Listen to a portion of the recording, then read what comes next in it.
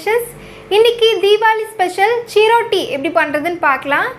எங்கள் வீட்டில் ஒவ்வொரு தீபாவளிக்கும் பதர்பேணி அப்படிங்கிற ஒரு ரெசிபி பண்ணுவோம். இந்த பதர்பேணி சிரோட்டி எல்லாமே ஒரே மாதிரி தான். பதர்பேணியில் மைதா யூஸ் பண்ணி ஜீராவில் நினச்சி எடுப்போம். இன்றைக்கி நம்ம பண்ணுற சிரோட்டியில் ரவை யூஸ் பண்ண போகிறோம். ஸ்வீட்னஸ்க்கு பாதாம் பால் யூஸ் பண்ண போகிறோம். எப்படி பண்ணுறதுன்னு பார்க்கலாம். சிரோட்டி பண்ணுறதுக்கு 1 கப் ரவை எடுத்திருக்கேன். சிரோட்டி ரவைன்னு கேட்டிங்கனாவே கடையில் கிடைக்கும். அப்படி கிடைக்காதவங்க நம்ம எப்பயும் வாங்குகிற ரவையை நல்லா ஃபைன் பவுடராக அரைச்சிக்குங்க. அரிசி மாவு, நெய், உப்பு. பாதாம் பால் பண்ணுறதுக்கு பாதாம் 50 கிராம் எடுத்திருக்கேன். 50 கிராம் பாதாமுக்கு 1/2 லிட்டர் பால் எடுத்திருக்கேன். 1/4 கப் சர்க்கரை, காஞ்ச ரோஜா இதழ், குங்குமப்பூ, ஜாதிக்காய், ஏலக்காய். பாதாமை 1 மணி நேரம் சுடுதண்ணியில் ஊற வச்சதுக்கப்புறம் ஒரு லைட் ப்ரெஸ் கொடுத்தீங்கன்னாவே போதும். ஈஸியாக தோல் உறிஞ்சு வந்துடும் இந்த மாதிரி. ஃபஸ்ட் நம்ம எடுத்து வச்சுருக்கிற இந்த 1 கப் சிரோட்டி ரவையை தண்ணி ஊற்றி நல்லா பிணைஞ்சிக்கலாம். ரவையை ஒரு மிக்சிங் பவுலில் ட்ரான்ஸ்ஃபர் பண்ணிவிட்டு ஒரு பிஞ்ச் உப்பு ஆட் பண்ணிக்கலாம். 2 டேபிள் ஸ்பூன் நெய்,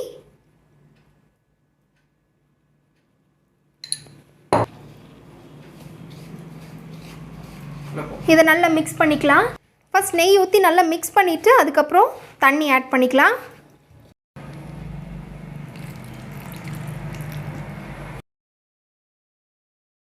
பாருங்கள், இந்த மாதிரி சப்பாத்தி மாவு பதத்துக்கு பிணைஞ்சிக்குங்க. பிணைஞ்சதுக்கப்புறம் ஒரு மூடி போட்டு இல்லை ஒரு ஈர துணியிலையோ இதை மூடி வச்சுருங்க. 1/4 மணி நேரம் இது அப்படியே இருக்கட்டும். இப்போ ஒரு மிக்சிங் பவுலில் 2 டேபிள் ஸ்பூன் நெய் ஆட் பண்ணிக்கலாம். அதை நல்லா இந்த மாதிரி மிக்ஸ் பண்ணிக்கோங்க.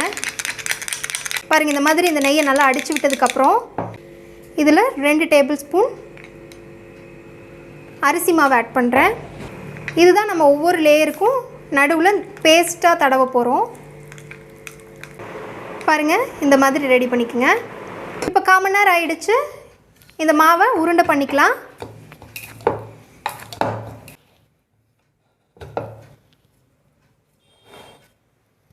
உங்களுக்கு வேணுங்கிற சைஸில் உருண்டை பண்ணிக்கோங்க.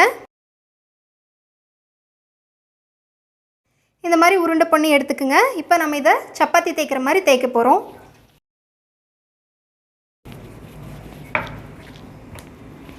பாருங்கள், எல்லா உருண்டையும் இந்த மாதிரி சப்பாத்தி மாதிரி நல்லா தேய்ச்சிக்குங்க. ரவை யூஸ் பண்ணனால சைடெல்லாம் உங்களுக்கு ஃபினிஷிங் இந்த மாதிரி தான் இருக்கும். மைதாவாக இருந்தால் உங்களுக்கு பர்ஃபெக்டாக இருக்கும்.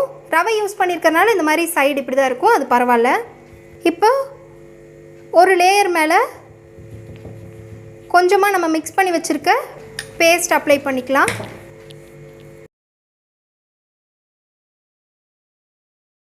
இதே மாதிரி 6 லேயரும் ஒன்று மேலே ஒன்று வச்சு ரெடி பண்ணிக்கோங்க. பாருங்கள், இந்த மாதிரி ஒன்று மேலே ஒன்று இந்த 6 லேயரும் இந்த மாதிரி அடுக்கிட்டேன். இப்போ இந்த மேலே இருக்கிற லேயர்லேயும் இந்த பேஸ்ட் அப்ளை பண்ணிக்கலாம்.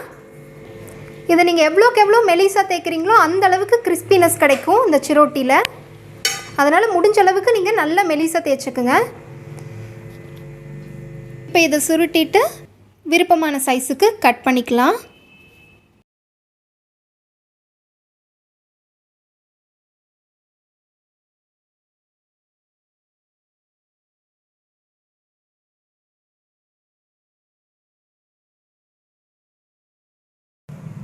பாருங்கள், எவ்வளோ லேயர்ஸ் தெரியுது பாருங்கள்.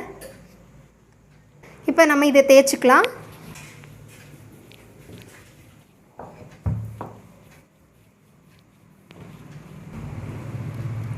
எல்லா பீசஸையும் இதே மாதிரி தேய்ச்சி எடுத்துக்கலாம். பதர்பேணி சிரோட்டிக்கெல்லாம் இந்த மாதிரி ஷேப்பில் வச்சு இப்படி தான் நம்ம தேய்ப்போம்.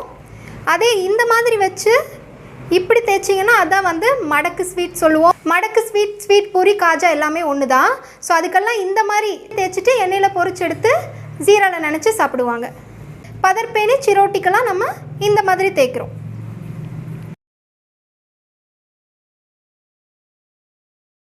எல்லாத்தையும் இந்த மாதிரி தேய்ச்சிட்டோம். இப்போ இதை பொரிச்சு எடுத்துடலாம்.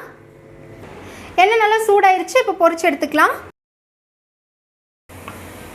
இந்த மாதிரி ஒரு கரண்டியில் எண்ணெய் எடுத்து இது மேலே ஊற்றிட்டே இருந்தீங்கன்னா லேயர்ஸ் நல்லா ஃபார்ம் ஆகும்.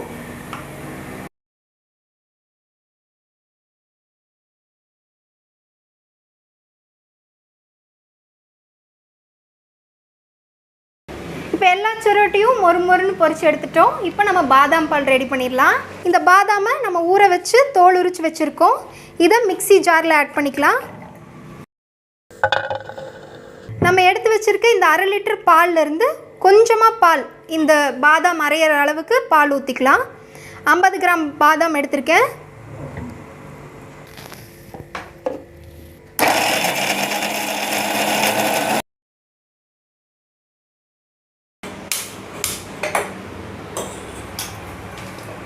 பாதாம் பால் பண்ணுறதுக்கு ஒரு பேனில் நம்ம எடுத்து வச்சுருக்க இந்த 1/2 லிட்டர் பாலை ஊற்றிடலாம். பால் நல்லா காயட்டும். இந்த பாலில் நம்ம குங்குமப்பூ ஆட் பண்ணிக்கலாம். இந்த குங்குமப்பூ நல்ல ஃப்ளேவரும் கொடுக்கும், கலரும் கொடுக்கும். இந்த குங்குமப்பூ இல்லைனாலும் பரவாயில்ல, கலருக்காக நீங்கள் எந்த கலர் பவுடரும் ஆட் பண்ண வேண்டாம். இப்போ இதில் 1/4 கப் சர்க்கரை ஆட் பண்ணிக்கலாம். இதில் 1/4 டீஸ்பூன் ஏலக்காய் தூள் ஆட் பண்ணிக்கலாம். ஜாதிக்காய் சும்மா ஒரு பிஞ்ச் ஜாதிக்காய் போதும், அவ்வளோதான் போதும்.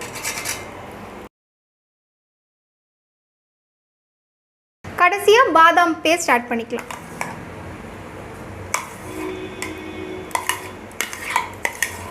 பாதாம் ஆட் பண்ணோடனே அடுப்பை ஆஃப் பண்ணிடுங்க. அந்த சூடே அதுக்கு போதும்.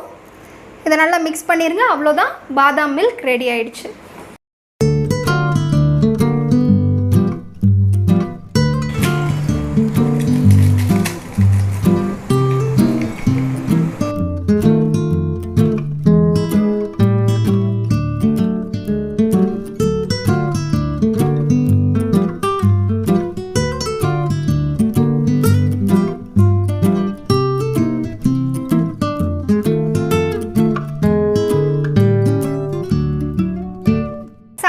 ரவையை வச்சு ரிச்சான மில்க் ஸ்வீட் ஒன்று பண்ணியிருக்கோம். நீங்களும் உங்கள் வீட்டில் ட்ரை பண்ணி பாருங்கள்.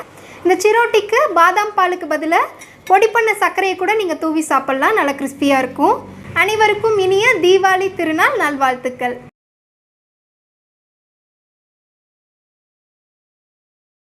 இந்த சிரோட்டி பொறுத்த வரையிலும் நம்ம ஃபஸ்ட் டைம் இந்த உருண்டையை தேய்க்கும் போது நல்லா மெலிசாக தேய்ச்சிக்குங்க.